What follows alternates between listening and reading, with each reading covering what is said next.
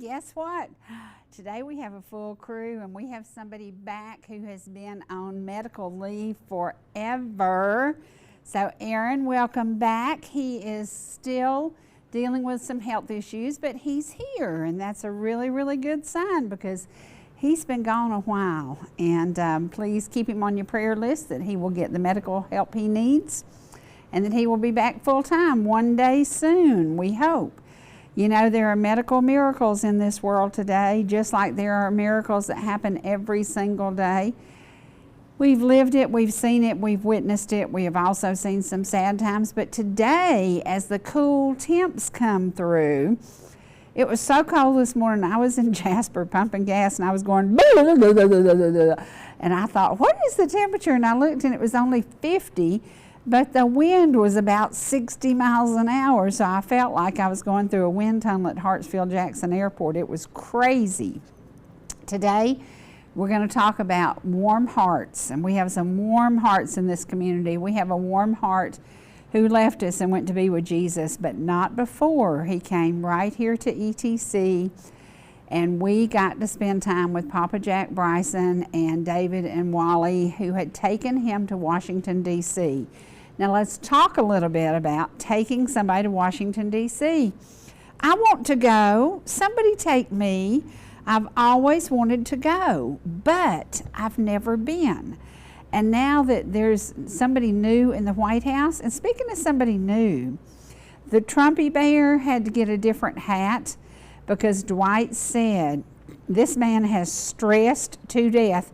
You know, he became a bald-headed old man waiting on this Trump election. Actually, he was bald-headed before the election started.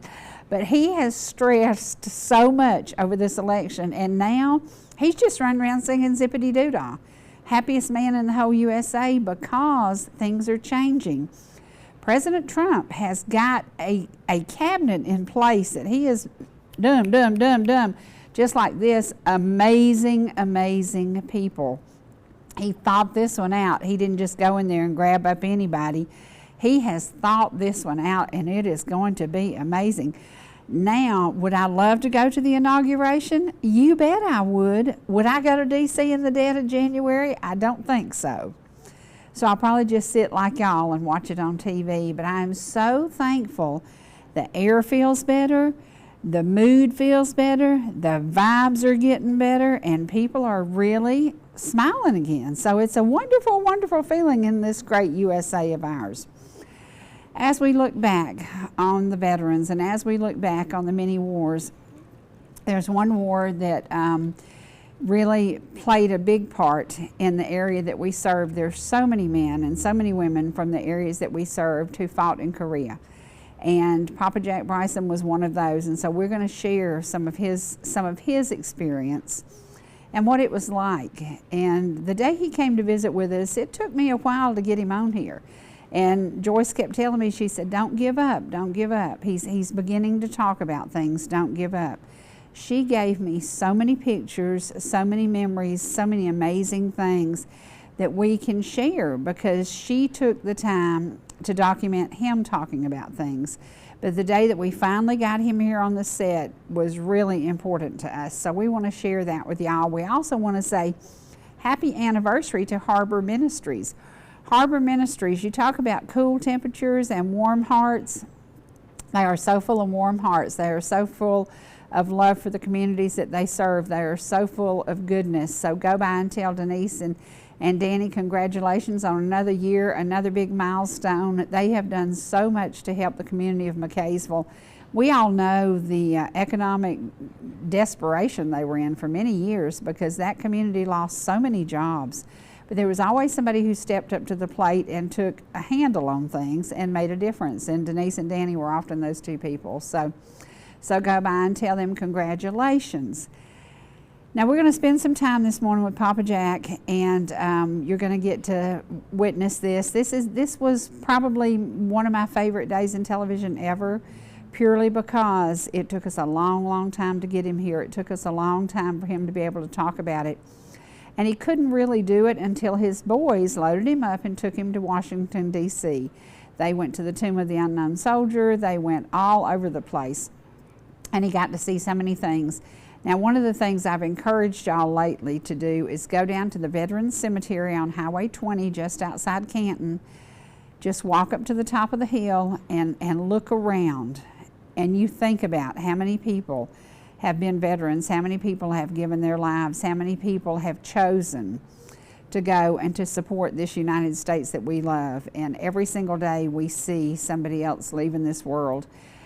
As the year ends, there will be veterans homeless, there will be veterans with no coats, there will be veterans with no food. If you have money at the end of the year and you're always looking for something to donate to, you can think about doing something for the veterans, and I can give you different things, different information. I love to help the guys down at the Armory in Canton because Jim has a great ministry there, and it does make a difference. It truly does. They're also doing some housing now for veterans, and that is so very, very important. So if you have questions about it, you can pick up the phone and call me at 404-375-0590. I would love to see some dollars from our community go in to help the homeless vets and the vets that are just barely getting by. So there we go. We're going to take you now to a visit. It was a very, very special day in my life because as they entered that day, I knew it was going to be tough on Papa Jack, but it was amazing. So sit back now and enjoy. Okay, today is a day I've looked forward to, I've dreaded, because I know that it's going to be a tough day to get Papa Jack through some of the things. You boys, David, Wally, you took your dad on a trip that you really, really were excited about. To where? Washington, D.C. What did he want to go see? Well, we wanted him to see all the monuments, but especially the Korean War monument. Right. I had taken my grandson 2 times in the last, Marty and I had taken our grandson 2 times the last 3 years and spent 2 weeks both times. And Wally and I talked about it. We knew we could not get Dad there for 2 weeks. Yeah. Dad's like me, about 3-day trip. That's about it. Well, Mom always says, you want your dad to go anywhere, don't tell him till you're getting in a car. But Good plan. we were afraid to do that. So Wally and I, about 3 weeks, I guess, we planned it and pulled it off. It's a neat place. Yeah. Bill's been there. He brought back some photos. Now, you happen to have about 400 photos. We're going to share some today. Yeah, we do. We may not share all of them, but we're going to share some. Now, I've never been to Washington, D.C. Can you give us an idea for a person who's never been there how amazing it is to pull up and see? I can't imagine it. You told me that it is absolutely incredible. Yeah, it is. Your first trip there, what did you think? Well, I went when I was a child. Matter of fact, Mom. So it didn't amount to much when you were a child. And I think back of that trip, and it really didn't. I was 12 years old, and of course Wally was 3 weeks old. Mother said, we're going to Washington, D.C., whether Wally's a baby or not. So you were, what, 2.5 or 3 weeks old. So his first trip, he doesn't remember a whole lot. But, as a child, it was just a big place. But to go back this many years later, knowing the number of people that had lost their lives, especially through the memorials. Right. And not just the memorials, it was also it's there to honor those who came back alive, not just those who lost their life there. Right. And yeah, it brings tears to your eyes to watch the veterans as they go around and do their things. But Wally and I talked about it, and we wanted Dad to be, when Dad was there last, there were a few memorials, but nothing like that. So we wanted Dad to see it. And it was a man thing. We left the niece and Mom at home. Okay, I want to ask you something. Wally, do you remember, were you alive during the Vietnam War? Yes, I was born in 1965. Okay, so about toward the end of it. Okay. I remember the day the POWs came home. Do you remember things like that? Yes, I remember watching it on the news, but I didn't learn the significance of it till later. Right. But I can remember seeing the planes land and various things from the news coverage. Right.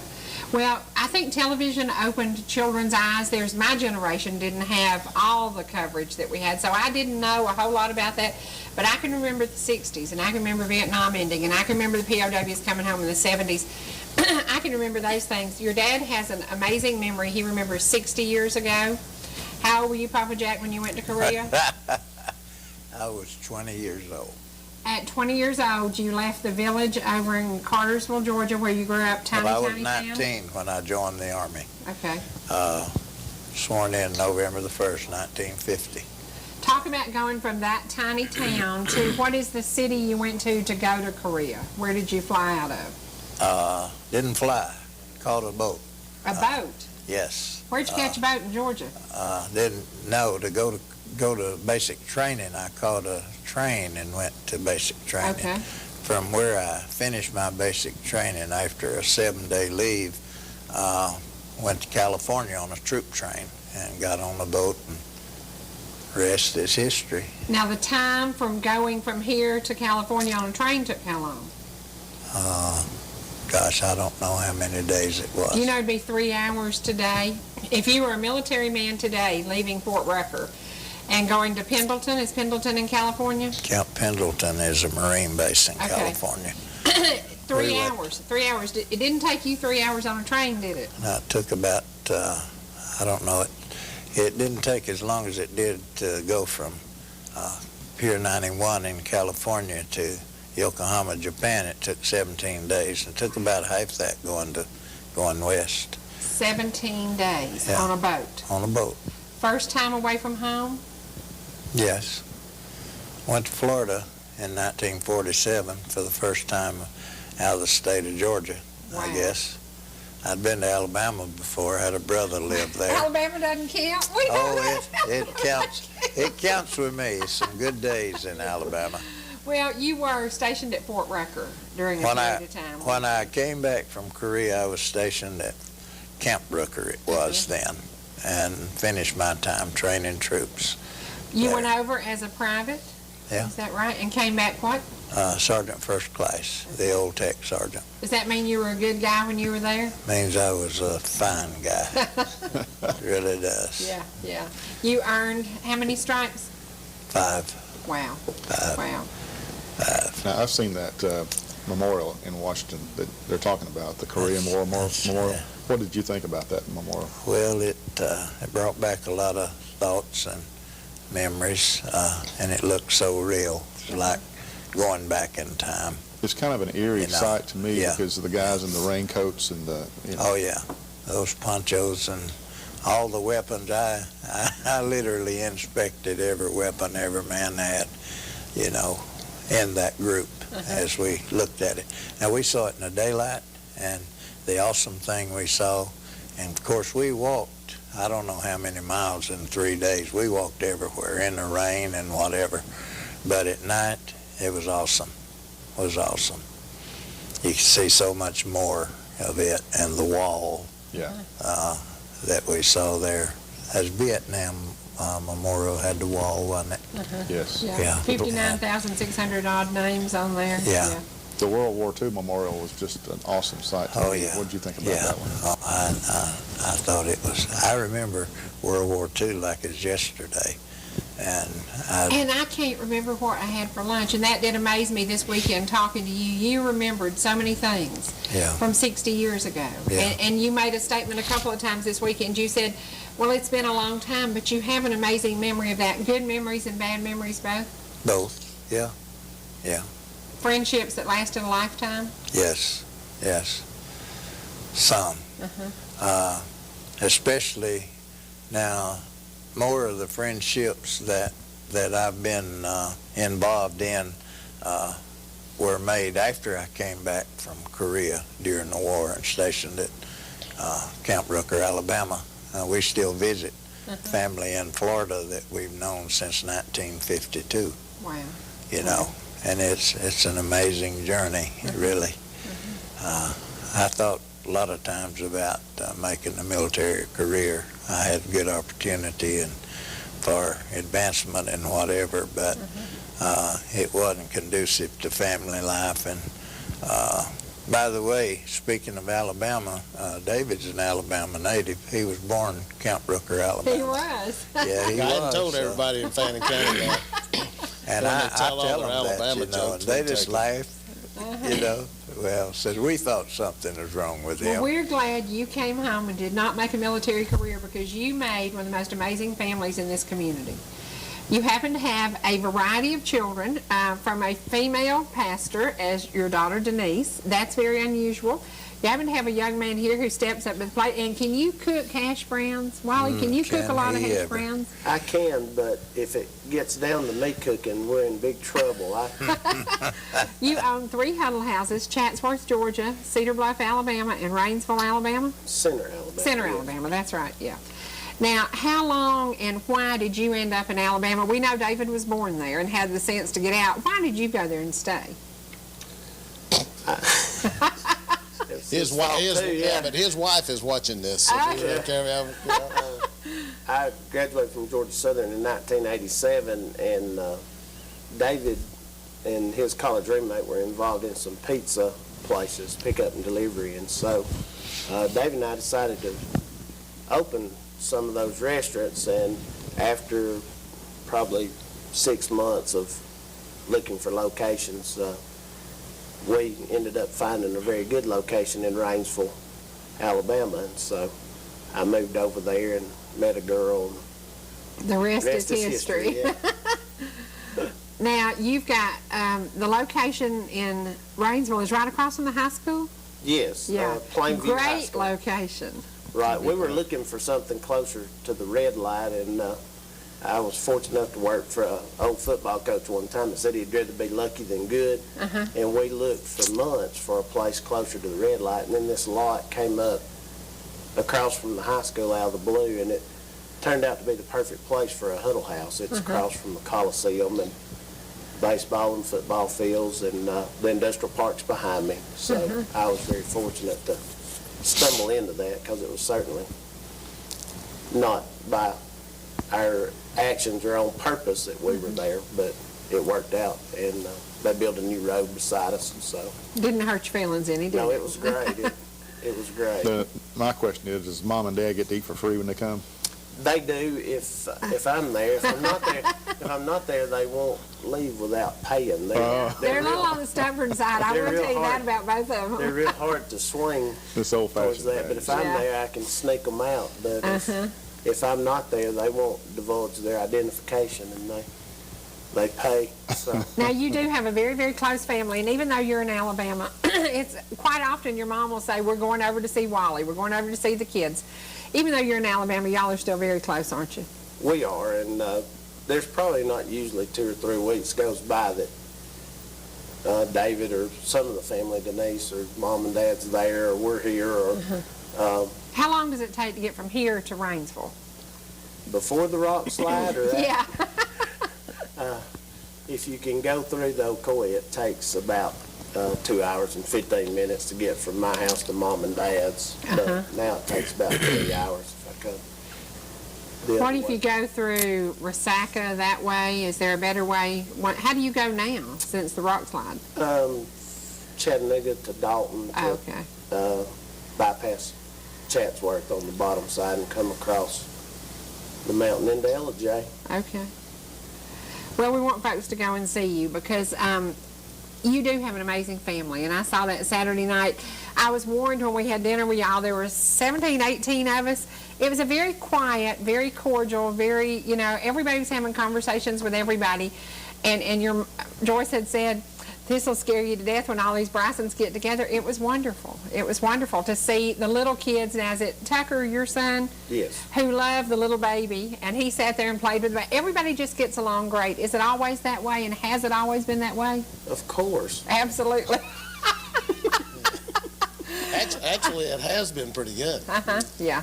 We've all learned how to talk and listen at the same time, so nobody gets offended when they're asked And to I quit understand that different views, but not big arguments. Mom has one view, y'all have a different view, and we all, and just discussions, but not big arguments. You ain't so- talking political stuff, are you? Just a little. Well, Wally and I think, do better with Mom than Denise. Something about two women discussing things they disagree on. But they know when to quit talking, I guess. Wow. Or when to Okay, leave. let's talk about your mom was my first guest that somebody said, well, somebody can hold a candle to Sherry Martin. Your mom has done everything. She's been involved in so much and continues to be today. And she's 70, Papa Jack, she's 76? 39. Yeah, 39. I can't say that she's 76. She'll have to She tell is you that. 76. I'll tell Yeah. you that. And still busy, busy, busy. Is that what makes them look so young? They're so active and so much? I guess they've always been active in whatever Mom wanted them to be active in. Oh, Bob Jack. When Dad outgrew softball, then Mom kind of took over. He played a lot of softball when we were younger. But one of the neat things that we do at the house is make it a point with cell phones and telephones to stay in contact with each other. Well, we talk to each other, a lot, and text a lot. But without that, it would be much more difficult, because when Wally first moved over there, our phone bills were pretty high. Yeah. There wasn't a lot of options. It was before the split up, but now it's a whole lot easier to be able to do that. Now, talk about opposites attracting. I think that you were from a family different than Joyce's family. Entirely. Entirely. And Yes. she told me that. And she said, her dad was a pastor, went to church every time the doors opened, Yeah. and many, many churches. Tell me a Yeah. little bit about your family. We had a family. Did you That's have a large that's family? a little bit. Okay. Did Yeah, you have there a was large- 8 of us. Okay. I'll tell you the things that I remember. My kid brother Bill, I think he's 73 or 4 And now. I've met Bill. Yeah. Plays in When the he house. was born in 1936, my mom had a stroke during labor and childbirth, and she Wow. was paralyzed, invalid all the way through World War II. And there was 8 of us all together, and we moved. We didn't have a lot of anything. We were mill workers. My dad worked all the time. We lived in a... Was it the ADCO building? No. This was at Tryon, Georgia. Okay. And we lived between the wagon bridge and the railroad bridge right on the Chattooga River. 6 miles, I think, 5 or 6 miles above Summerville, Georgia. Right. All of us kids were born there except one. My older brother was born on a farm. My dad was sharecropping farmer until he was 20 years old, went into the textile mill to work. And we left there and moved to Calhoun after World War II had started, and lived there during World War II. I was a freshman in Calhoun High School in 1945 or 6, I forget exactly. And then we moved from there to ATCO, and I was 15, I think. And from there on, it's And I've history. seen photos of a 15-year-old Jack Bryson. You were so cute. No wonder Joyce got her head turned. Well, Goodness. the way Joyce got in the family, or the way I got into Joyce's family, her dad was a pastor, and he was called from here to pastor the Atco Baptist Church in Cartersville, Georgia. That's Goodyear Mill, the village. It had everything involved in it. They had the homes, they had their own police force. Bill knows, I knew Bill's mom when she was just a little bitty girl, and that whole family. And so when Joyce and family moved to Cartersville in 1948, the rest is history. Wow. We had a date, and we had another date, and so on. And I joined the Army before we got married. We were engaged, and I came home on leave, and we were together. We got married, and we were together 7 days before I went overseas, and then stayed there until we moved up here. Now, what's it like today to be, you're the head honcho. Joyce appears to be, but you are the head of a large family that is so involved, and today you still work in the school system. I sub at Fannin County Middle School.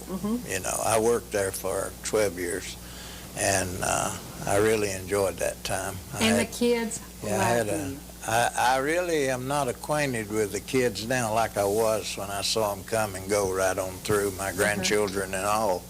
But I consider that the best employment that I ever had, right there. It taught me more about how the system works. I never had any inkling of an idea what was involved in. Okay, every single day we talk about this book, God Keeps Showing Up. What you saw was God showing up again. He showed up in the form of 2 angels on earth, because Joyce Bryson and Papa Grady Bryson were 2 angels among us. And they gave to the community, gave to the community, gave to the community. They were always doing for others. They were always sharing with each other. They were always ministering to others. And after he retired, he went to work in the school system. And the kids absolutely adored him. Today, make it a point to be somebody that the kids adore. Make a difference in a kid's life. Reach down and say, hey, yeah, I've got it all, but I can give it back too, and give back to somebody, because that's what they did best. And I want to read something from Mike's book to you, and this just reminds me of Papa Jack and Joyce. Sometimes when we try to help someone to do a good deed, we end up getting hurt. Does that stop us from helping again with that person or someone else? If it's a friend who hurts us, does that sever the relationship? It doesn't stop the Apostle Paul. It didn't stop the Apostle Paul, and we all have followers of Jesus Christ. It shouldn't stop us. Paul said, that's why I take pleasure in my weaknesses, and in the insults, hardships, persecutions, and troubles that I suffer for Christ. For when I am weak, then I am strong. And that's 2 Corinthians 12:10. If we go the extra mile to help someone, like the Bible teaches, we may get hurt or insulted. It happened to Jesus and his disciples, and Jesus told us to expect it as well. But the Bible says, if you endure suffering, even if you have done right, God will bless you for it. It was to this that God called you. For Christ himself suffered for you and left you for an example, so that you would follow in his steps. And that's 1 Peter. May God help us continue to do the right thing, even if line drives come back at us. And that is the life that they lived. They hit everything they could to do good for others. They did anything they could to help the community, and that's what we should all follow. So today, be a Joyce Bryson or be a Papa Jack and do something for somebody else. We're going to take a commercial break, and when we come back, you're going to get to see a Marine, not a normal Marine. This is a female Marine who excelled in everything and didn't know that she had it in her, but boy did she. So here we go. We're going to take a commercial break. I'll be right back.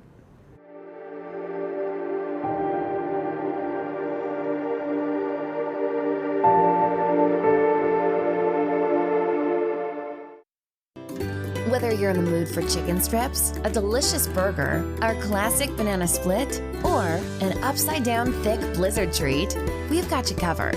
Hot and fresh food every day, every time, and delicious DQ soft serve make the perfect pair at your favorite place. Not fast food, fan food fast. Your Blue Ridge, Ellijay, and Jasper Dairy Queens are your meet, eat, and treat headquarters. Thank you for choosing DQ. How may I serve you?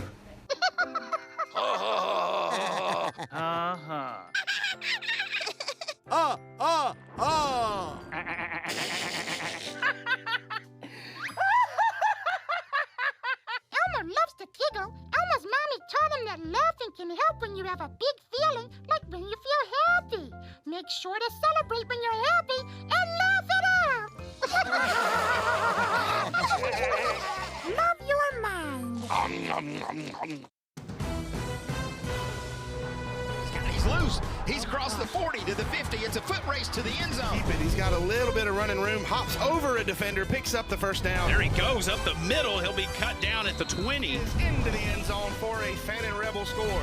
Catches it in stride. He'll go to the end zone. Breaks the tackle. Touchdown.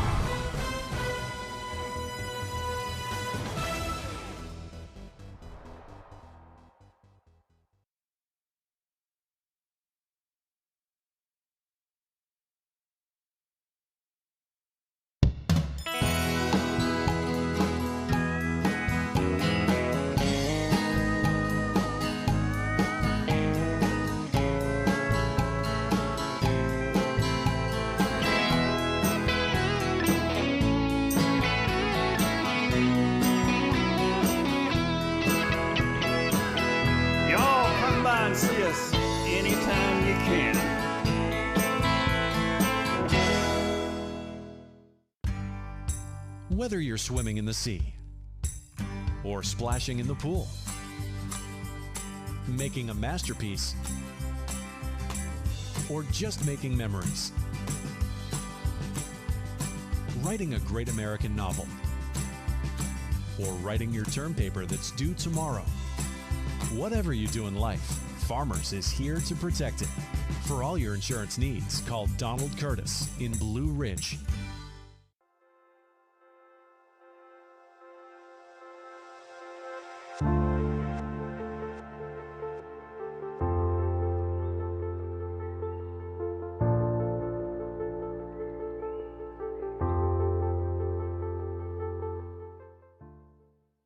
She's a University of Alabama fan, so we hold a special place in our heart for her.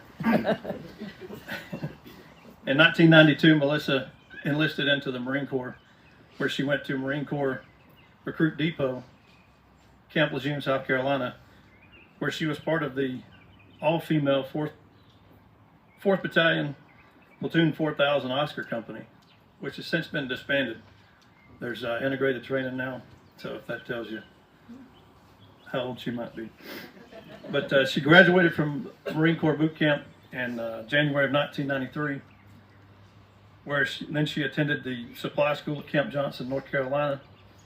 And upon completion, graduation from that school, she was put on the full-time staff there. Went to work at the facility.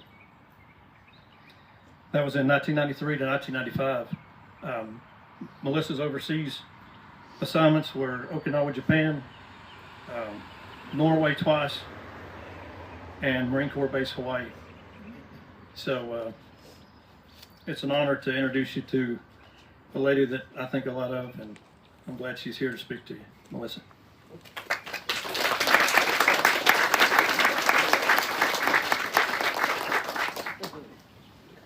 I would say, is it morning or is it still is it afternoon yet? I'm not sure. But please forgive me if can y'all hear me? Because I can't hear myself. So if I appear to be a little nervous, please forgive me. I've been a law enforcement instructor for over 20 years, and I'm used to talking to cops. You know, I'm teaching stuff that I know. I teach firearms, I teach defensive tactics, driving, and that's stuff that I'm comfortable talking about. But when I'm talking about myself, I'm not comfortable talking about myself, So I don't, so if I'm a little nervous, please forgive me. But I just want to start off by saying thank you for having me here. Thank you for letting me come and talk and honor all of us that are veterans here today. Second, I want to say happy birthday to all my Marines in the crowd. Where are my Marines at? We got one? Only one? Wow.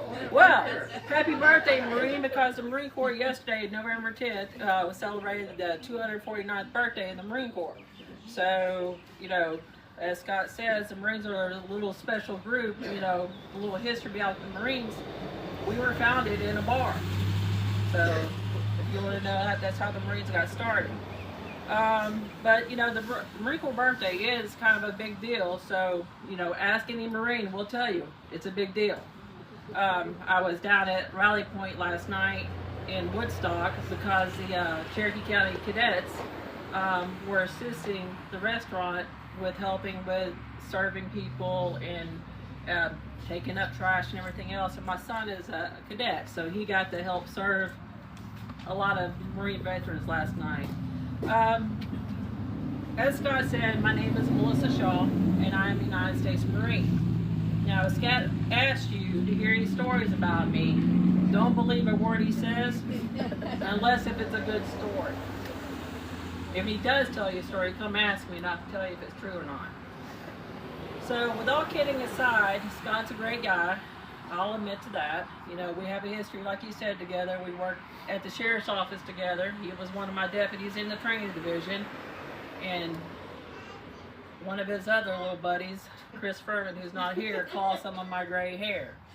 But we also served with each other on the agency SWAT team, on the entry team, and most of the time as we were snipers. So I do joke a lot when I tell my dad, and I said, I've done everything in my life, career-wise, that my dad hasn't wanted me to do. I joined the military for one. Not only did I join the military, I became a Marine. And then I became a law enforcement officer. So, you know, I'm the baby, so he doesn't want a baby girl doing things like that, but I did.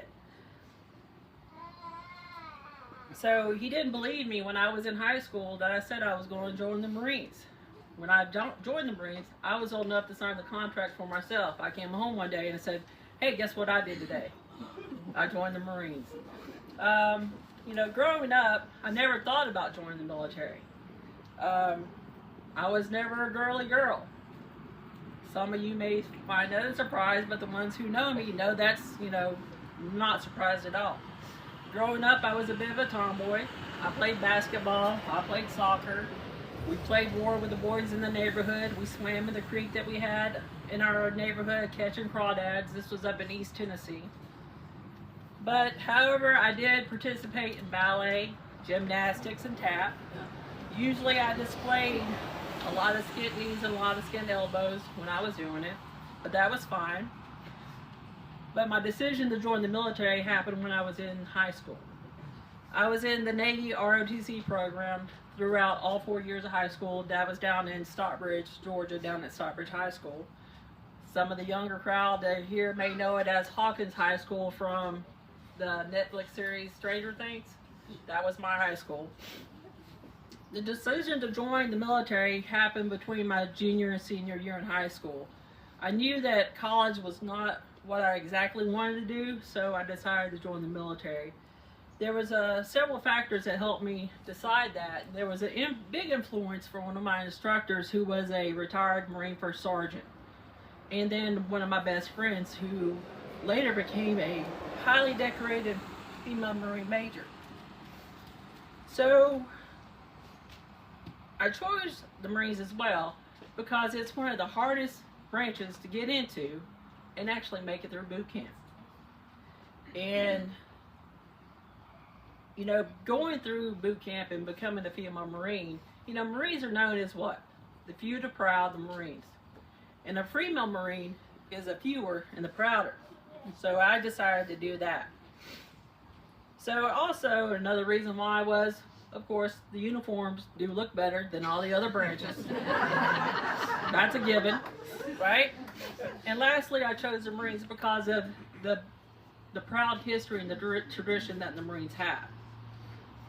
Parris Island, you know, I'm going to talk a little bit about Parris Island and my experience from there. Parris Island, South Carolina, is a horrible place if you're a recruit. You're constantly being eaten alive by sand fleas. I think they have a farm on Parris Island that's specifically for the recruits. They grow them and they turn them loose on us. Heaven forbid if you ever had a drill instructor see you kill one, because the whole platoon would be punished physically, and then there may or may not have been a burial service for that sand flea. So my one Marine that's here, you know, that would happen, right? You bet it do. So at Parris Island, you never got any sleep and you were always exhausted. You were yelled at all day long from the time you got up, and even when you were in the rack at night by the drill instructors. There was someone yelling all night long. There was no such thing as walking unless if you were doing drill, because Marines love to do rifle drill and march because we ran everywhere we went. It felt like you never got enough to eat because you were always hungry. And also you learned to eat stuff you never thought you would eat before because you were that hungry. We drank enough water to fill a swimming pool because a good recruit and a good Marine always stays hydrated.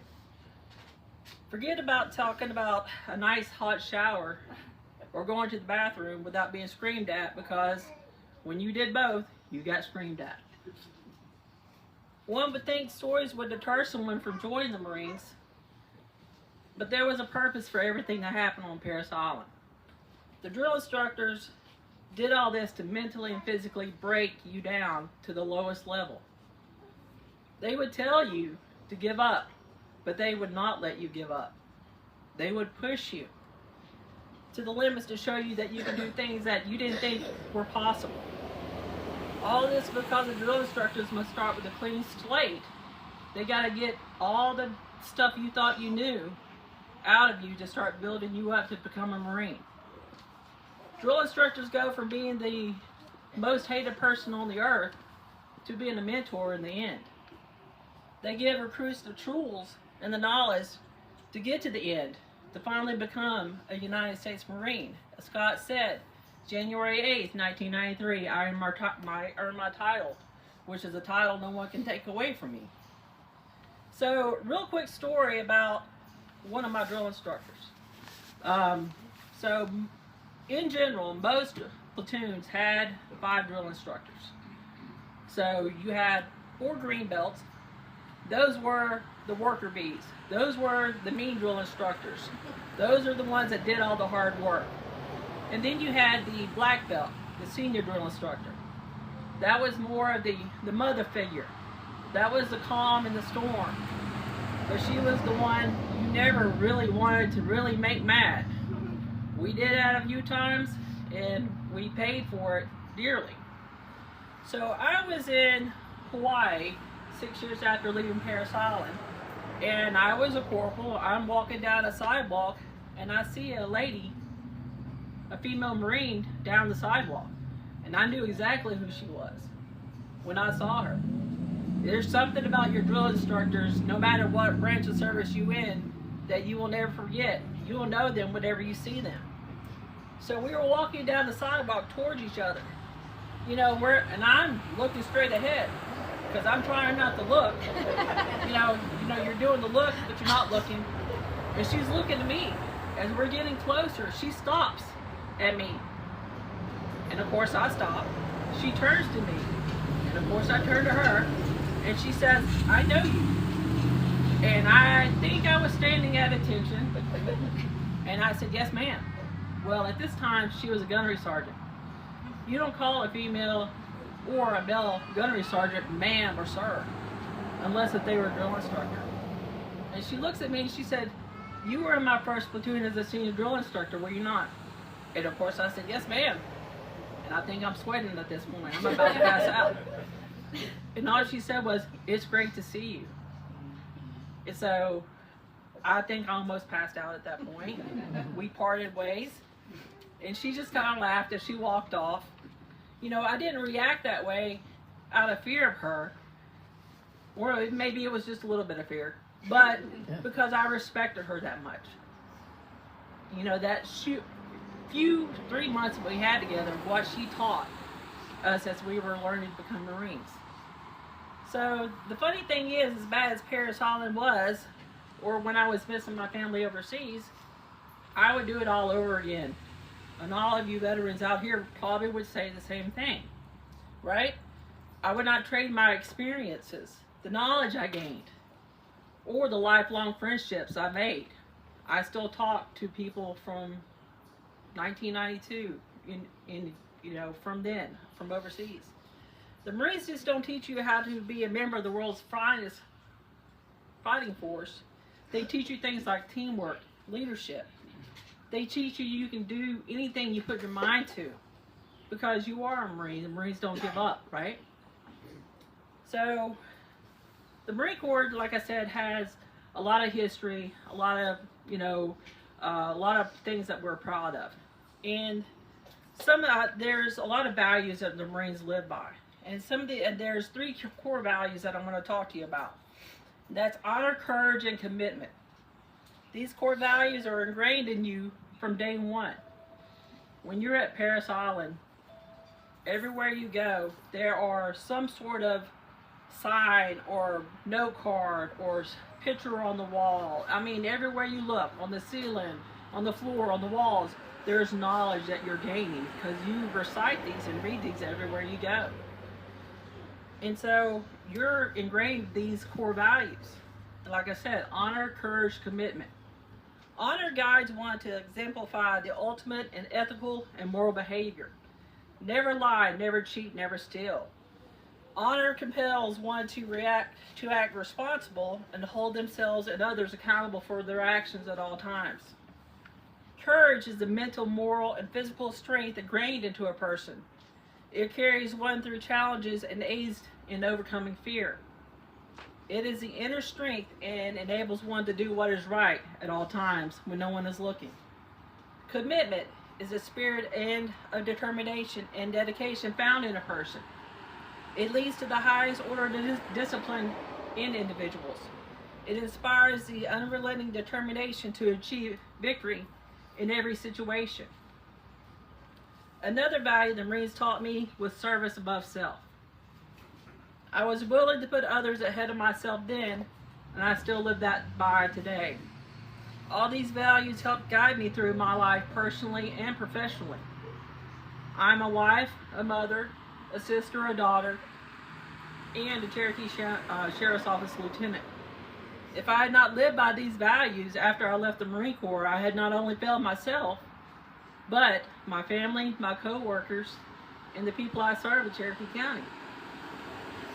My experience in the Marines has helped shape me and guide me throughout my 26 years. Over 26 years now. It's actually 26 and a half. But Sheriff Reynolds, standing up in the back, was on my hiring board when I went to get hired at Cherokee County. And he tells a story to everybody, which I don't believe it this way, that I looked at him and said, I'm going to do what you do. At the time, I believe he was a corporal. He was assigned to the agency traffic enforcement unit, and he was on the agency SWAT team. Well, I did both. I am one of 2 females to ever been assigned to the traffic enforcement unit, and I am the first and only female who's ever been assigned to the agency SWAT team, which I served just under 15 years. And so, you know, you don't tell a female Marine that she can't do something, because she will prove you wrong, right? And just like a female Marine being a rare person, a female SWAT operator in this country is very rare. And I was proud that I was able to do both of those with a little bit of encouragement and pushing from people.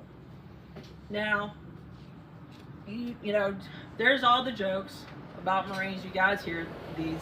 You know, the Marines are the ones who didn't score high enough on the ASVAB, so, you know, they take the lowest scores and put them in the Marines. Well, this Marine's got a master's degree with being a little pushed by certain persons to obtain the master's degree.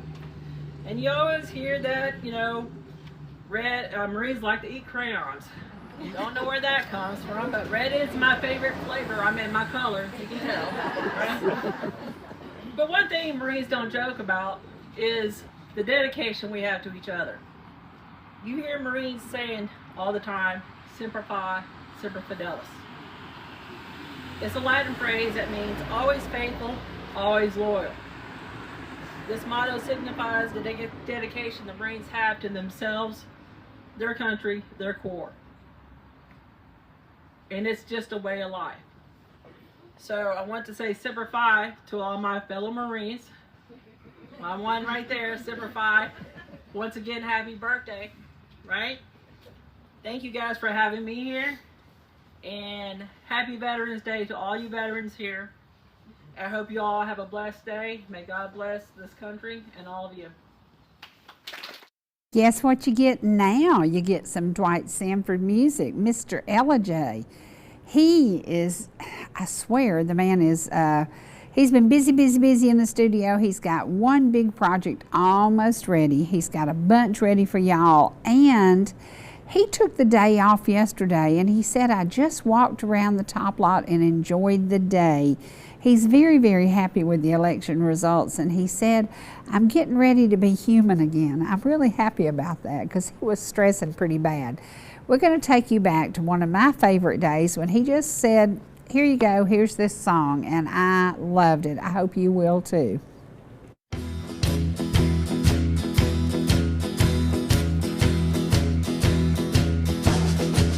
I feel good, I got my best jeans on, I feel fine. I'll call my baby on the phone. We're going down to Jamie's and watch them shoot a game of 9. Jackie Dunn will be there in his ragtop 59. My grill is clean, I've got an track and the dash of my machine.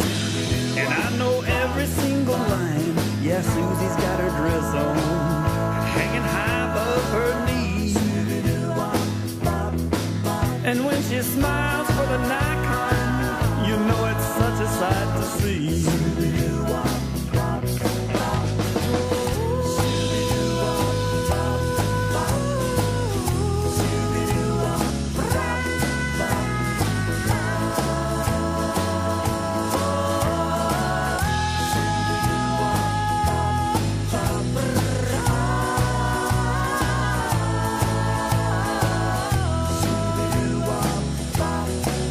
It's Friday night in the southern city lights. Wheels will turn and the rubber's gonna burn. The glass packs are racking, the power play is screaming loud. We'll cruise the red dot parking lot and see who all is in the crowd.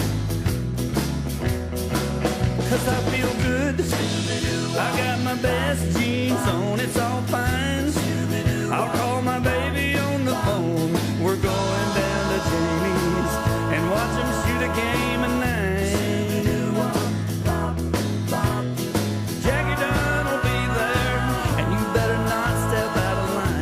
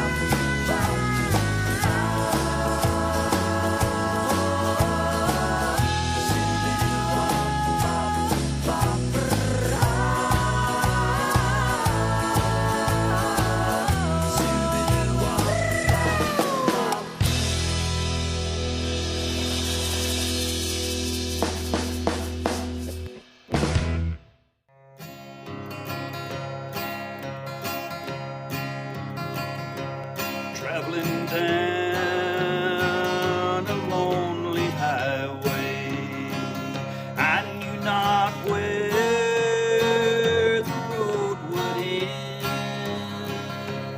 Not a penny in my pocket, all alone without a friend. In a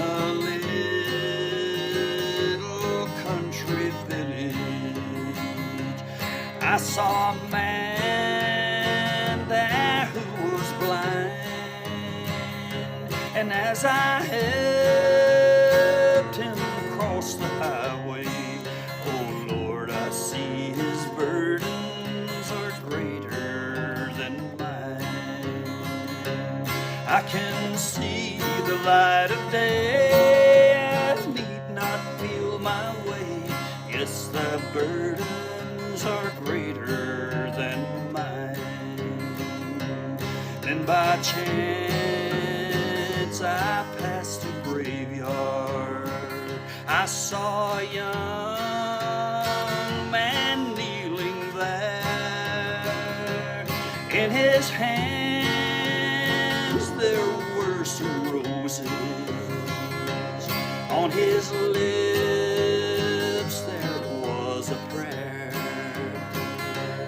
On a stone these words were written: your soul is God, your memory mine. And as I watched, I cried in sorrow. Oh Lord, I see his burdens greater than mine.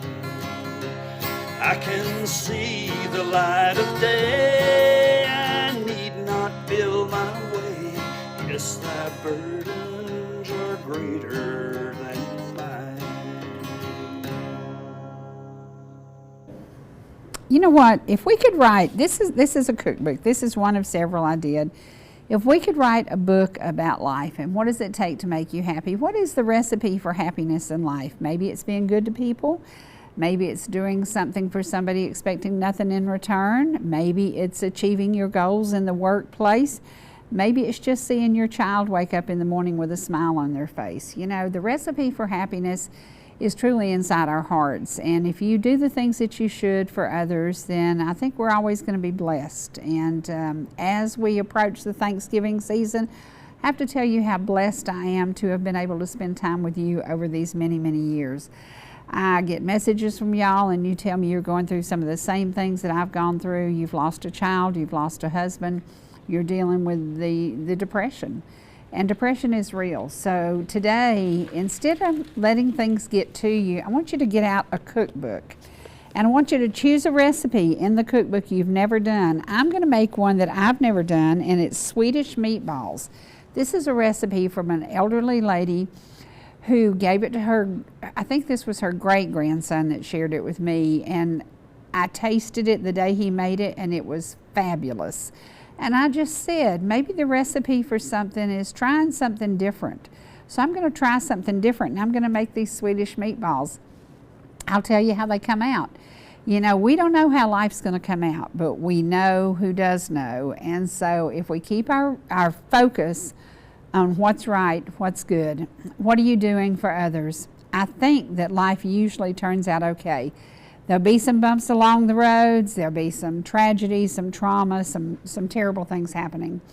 But we will get through it, and through it together we have. And when we look back at all the years in television and what you've done to help me get through the day, and I hope that some days I helped you get through the day, we all have the ability to give back. And I think the recipe for true success and true happiness is, what are you going to leave here? When you leave this world, what will people remember about you? Will they remember that you were rich and famous and greedy? Will they remember that you were sweet and kind and generous? Will they remember that you were just the sweetest soul in the whole neighborhood? There's so many of y'all that qualify as that. And there's so many precious, precious folks out there who send me the sweetest messages, and I just wanted to say thank you. As we approach Thanksgiving, I have so much to be very, very thankful for. You've seen baby Xana grow up right in front of your eyes, but you have not seen one of her temper fits. Now, when you take her off the playground, we get us a temper fit. She wants to stay at the playground. I hope that we get to watch her grow up. I hope that you get to be a part of that. And I hope that you get to smile when you see that child and understand that she is truly one of God's great miracles. She is a very big blessing to us, and I hope that she has been to y'all too. And I hope one day you get to meet her, because when you meet Xana, the first thing she'll do is give you a big old hug. Today, find somebody that you haven't seen in a while and give them a big old hug, and maybe give them something to look forward to, because we're all going to be facing the holidays, many of us without those that we love, many of us for the first time without your soulmate, many of us without one of your children. So help each other, and let's get through the holidays just the best way that we can. I'll see you again soon on ETC. Don't forget, tonight at 7:30, the Veteran Special is going to be in its entirety, and then tomorrow it will air after me at 10 a.m. so you can watch it again. And the guys in Ball Ground are working on a special. They'll have it done. It's going to be about an hour, and we will also share that with you here on ETC. Don't forget our veterans. There's something we can do for them every single day. I'll see you again soon. Bye, y'all.